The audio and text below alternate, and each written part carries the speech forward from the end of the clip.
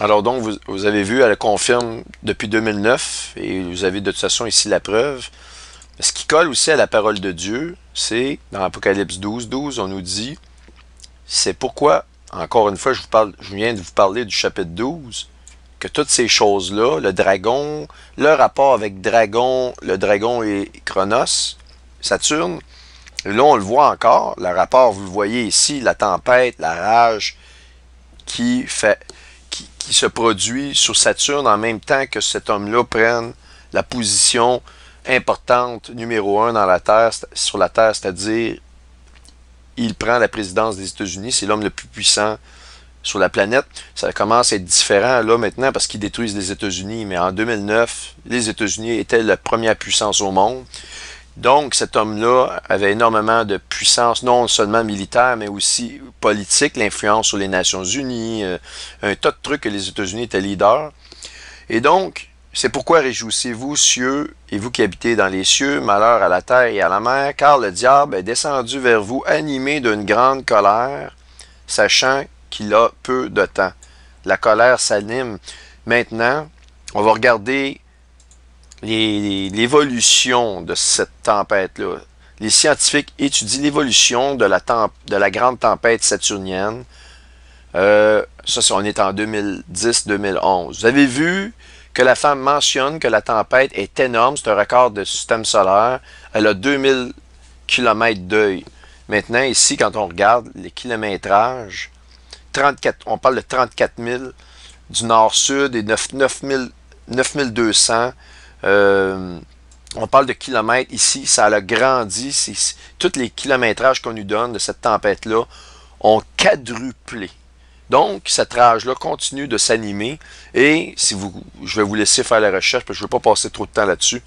Ils ont fait aussi des études pour 2016 et ça n'a pas cessé d'augmenter. Il se passe quelque chose. Cette tempête-là qui a commencé, qui a battu des records, qui a été observée par les scientifiques, au moment où Barack Obama prenait, j'ai fait un beau lapsus, Barack Obama, en tout cas, peu importe. C'est vraiment, j'essaie de parler un peu vite pour accélérer les choses, mais bref, vous pouvez nommer Barack Obama du nom que vous voulez. Ça m'est égal à ce niveau-là, sauf que ce qui est important ici, c'est de vous dire que ça a vraiment, vraiment augmenté. C'était une évolution de cette tempête-là. Et encore une fois, on parle de mouvement rétrograde, mais là, on parle d'activité physique dans le concret qui coïncide toujours avec cet homme-là, Barack Obama. Maintenant, on va rentrer dans une autre dimension. Encore une fois, l'importance de Saturne. Parce que j'ai d'autres choses à vous dire. On va rentrer dans le chapitre 5 de Daniel. On va rentrer dans quelque chose, je vais vous montrer de l'astronomie. Et encore une fois, ça correspond, ça semble s'aligner tout sur Barack Obama. Donc, sachant qu'il n'a plus de temps, ça je viens de vous le montrer. Maintenant, je vais parler de l'étoile de Moloch en plein centre. On voit l'hexagone ici, je vous l'avais montré un petit peu plus haut. Ok, vous la voyez ici. Vraiment, ça c'est le pôle nord de Saturne. Si on reprend ce pôle nord-là, ici, il y a un article, c'est un article scientifique, qui nous dit que l'œil qui voit tout est à l'intérieur de la pyramide. L'œil qui voit tout de la pyramide, donc du symbole américain. Ils prennent exactement l'article scientifique et ils nous parlent de l'œil qui voit tout de la pyramide. Ils font référence au dollar américain, le signe des Illuminati. Imaginez-vous. Alors donc, l'œil qui voit tout de la pyramide est à l'intérieur de l'hexagone. Quand on regarde tout particulièrement, là ici je ne veux pas rentrer dans Eris, Osiris, j'ai déjà parlé de toutes ces choses-là, mais on voit vraiment, voyez-vous ici la forme de l'œil, il y a vraiment une forme d'œil à l'intérieur avec, voyez-vous ici même le petit côté ici, le petit repli de peau, et même ici on la voit à l'intérieur de cette planète-là, Saturne. Donc, l'étoile de Moloch, l'œil qui voit tout, Saturne, Obama, le dollar américain, ce symbole-là est imprimé sur le dollar américain. Barack Obama, président des États-Unis. Les 13 petites étoiles ici sur un des grands sceaux du dollar américain. Je vous ai parlé des 13 tribus d'Israël. Je vous parle rapidement de tout ça. Je vous résume ça pour que dans votre tête, ça fasse « Wow! » On commence à mettre toutes pièces du puzzle ensemble et on voit un plan qui émerge, on voit quelque chose qui ressort. Et c'est pas parce que je m'intéresse à Barack Obama plus qu'il le faut, mais j'essaie de juste vous montrer des choses qui collent sur cette personne-là. Essayez de me trouver, faites-moi une preuve qu'il y a de la concordance aussi importante que ça sur un autre homme politique. Là, je veux pas avoir juste, ah ben, il y a eu une pleine lune à la naissance de son enfant, là, vous forcez plus que ça, parce que ça, c'est rien. Et ces hommes-là, oui, ils sont diaboliques aussi, mais il y en a un qui ressort du lot. Et la parole de Dieu, qu'est-ce qu'elle nous le dit? On va le voir. Ce que je me suis fait dire il n'y a pas tellement longtemps, que les planètes n'apparaissent pas dans la Bible. C'est en partie vrai, puis c'est faux. Et c'est faux pour en tout cas une planète. Puis la planète, c'est Saturne. Je vais vous le démontrer. À partir de la parole de Dieu. À partir des écrits d'origine de la parole de Dieu. Ni plus ni moins. C'est important parce que dans la suite de la démonstration, vous devez vraiment avoir dans votre tête comme image que Saturne, c'est un personnage important des signes astronomiques. Et parce que la Bible nous en parle aussi, elle nous le dit carrément. Là. Et elle l'attribue au dieu Moloch. Si Saturne est attribué au dieu Moloch, le dieu Moloch, vous savez c'est qui? Eh bien, vous l'avez ici en personne. Il porte plusieurs noms. Le diable, le seigneur des mouches, Belzébuth, Moloch. Je pourrais vous en nommer plein, mais je ne les connais pas toutes. Il porte multiples noms. Et c'est un ange déchu, le chef de ces anges déchus-là. Le grand dragon rouge, on le voit ici. Et voyez-vous, sur son front, encore une fois, l'étoile de Moloch ici est mentionnée. Belzébuth, en passant, c'est le dieu des mouches.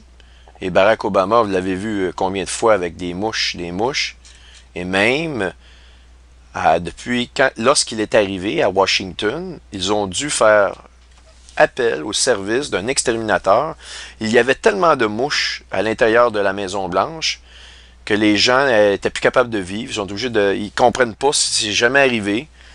Et cet article-là du New York Times, là, écoutez, c'est pas des farces, date du 17 juin 2009. On est à 5 mois de la prise de présidence de M. Obama, puis tout à coup, il y a des mouches partout. D'ailleurs, l'article, c'est tellement drôle. The White House is bugged. Autrement dit, c'est un jeu de mots, là, je peux pas, ça se traduirait, mais ça se traduirait mal en français. Si vous la comprenez pas, je peux juste vous dire, c'est comme un bug en informatique, c'est comme un problème informatique. Mais si vous rentrez un insecte à l'intérieur de vos circuits imprimés, il se peut que ça crée un courant, une décharge électrique à l'intérieur, vous allez brûler certains de vos circuits, donc votre ordinateur risque de cesser de fonctionner. Donc, c'est pour ça qu'on dit un bug. Un bug, c'est une bébite, un insecte. OK?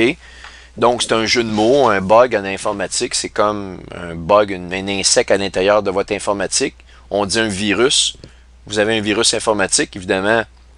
C'est pour, si vous avez un virus dans votre corps, vous savez que vous allez être malade. Ça peut vous faire toutes de choses, ça peut vous donner la mort, et ça peut vous faire fonctionner mal, comme une grippe, c'est un virus. Vous allez être au lit pendant plusieurs jours. Bien, c'est un peu ce qu'un virus peut faire. Il peut faire que votre ordinateur fonctionne partiellement ou qu'il arrête complètement votre ordinateur. Il y a même des virus qui brûlent physiquement votre disque dur, etc., etc. C'est la même chose. Donc, on nous parle que la Maison-Blanche est buggée. Je vais prendre ce terme en franglais-là. Je n'en trouve pas d'autres. Puis, donc, le président il est arrivé. Depuis ce temps-là, les gens ils ont des mouches partout. Ils sont même obligés d'interrompre des fois des meetings parce qu'il y a tellement de mouches. Et c'est des mouches qui viennent dans le visage et qui frappent. Ils sont en train de se filmer. Ils sont obligés de prendre le temps d'arrêter ça, d'essayer de les tuer. Ça dérange. OK?